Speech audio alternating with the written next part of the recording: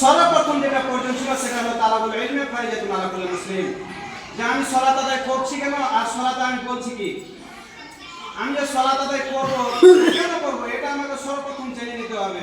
এখন মাদ্রাসা এসে জানতে হবে এমন কথা নয়, বাড়ি থেকে জানা যাবে না, অবশ্যই জানা যাবে, তবে ইলম হাসিল করার সবথেকে উত্তম জায়গা হলো মাদ্রাসা।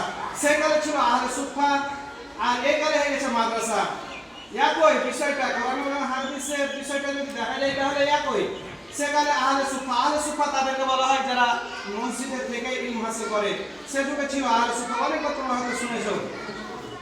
সে যুগেও মানুষেরা খাওয়ার পেঠাতো মসজিদে, আজকেও আমরা মানুষের বাড়িতে যে খেয়ে আসি, এ কথা স্পষ্ট, আমরা এতে কোনো মতভেদ করি না। তারপরে যদি দেখা যায় এ যুগে বিশেষভাবে তাহলে জাগির বাড়ি একটা খুব গুরুত্বপূর্ণ বিষয়। জাগির কারণ যে মানুষ সবাই কিন্তু জাগির রাখতে পারবে না, যতই তাকে টাকা পয়সা খায়, যদি সে ধন দৌলতের মানুষ হোক, এরপরে জাগির রাখা খুব একটা গুরুত্বপূর্ণ এবং এটা খুব ভ্রাতৃত্ব ভাব বজায় রাখে। কারণ যে একটা ছেলে সময় মতো আসবে আর তাকে খেতে দিতে হবে, এটা খুব কঠিন। মানুষ অনেক সময় বলে, এলাকার মানুষও বলবে যে আমি মাদ্রাসাতে একটা তালবে ইলম যতটা খাবে আমি ততটা টাকা দিয়ে দিয়েছি তোমাকে, কিন্তু এটা হবে না।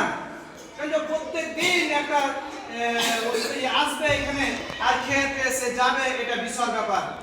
তাই আমাদের ভিতরে যাতে কোনো দোষ ত্রুটি না থাকে এই হিসাবে আমাদেরকে জাগির বাড়ি যেতে হবে। আর বিশেষভাবে ইলম হাসিল করা একান্তভাবে জরুরি, যা আল্লাহ তাআলা কোরআন মাজিদে বলেছেন, ইকরা বিসমি রাব্বিকাল্লাযী খালাক, তোমরা ইলম হাসিল করো, তোমরা পড়ো। কারণ যে পৃথিবীতে কোনো জিনিস যদি করতে হয় তাহলে সর্বপ্রথম ইলম হাসিল করতে হবে।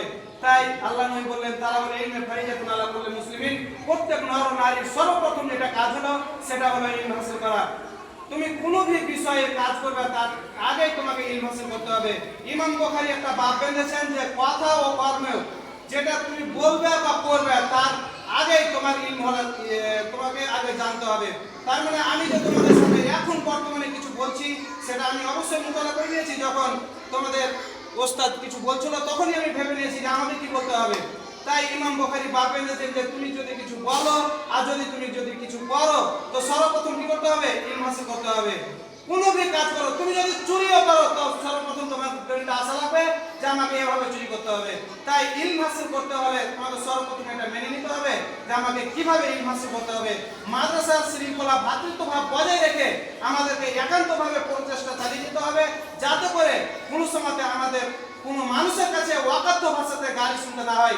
আশেপাশের মানুষ অবশ্যই তোমাদের কিছু বলবে, কারণ যে সেকালও বলেছে, আবু হুরায়রা রাদিয়াল্লাহু তাআলা আনহু বলছেন, মানুষ আমাকে দাম দিত না, আমি খুব গরিব মানুষ ছিলাম তো এই জন্য মানুষ আমাকে খুব একটা দাম দিত না, এটা আমি দেখতে পেতাম। এটা হাদিসের ভাষা। এই বিষয়টা আজকেও যারা মাদ্রাসাতে পড়ে তাদেরকে খুব সংকীর্ণ, খুব ভিক্ষুক চোখে দেখে বলে আমাদের অবগতি রয়েছে। তাই এটাকে পরিকল্পনা, এটা উদ্দেশ্যটা ছেড়ে দিয়ে আমাদেরকে সামনে এগিয়ে যেতে হবে। একদিন দেখতে পাবে সেই লোক তোমাকে সালাম দেওয়ার জন্য দাঁড়িয়ে রয়েছে। সম্মানিত দিনী ভাই, আমরা যেটা সংক্ষিপ্ত হয়ে বলতে চাচ্ছি সেটা হলো কোনো জিনিস করার আগে সবসময় গ্যারান্টি আসা লাগবে এবং খুব সুন্দরভাবে উত্তম চরিত্র মানুষ হয়ে জীবন চালাতে হবে, জিন্দেগি চালাতে হবে। এখান থেকে আমি আমার বক্তব্য শেষ করছি। আসসালামু আলাইকুম ওয়া রাহমাতুল্লাহ।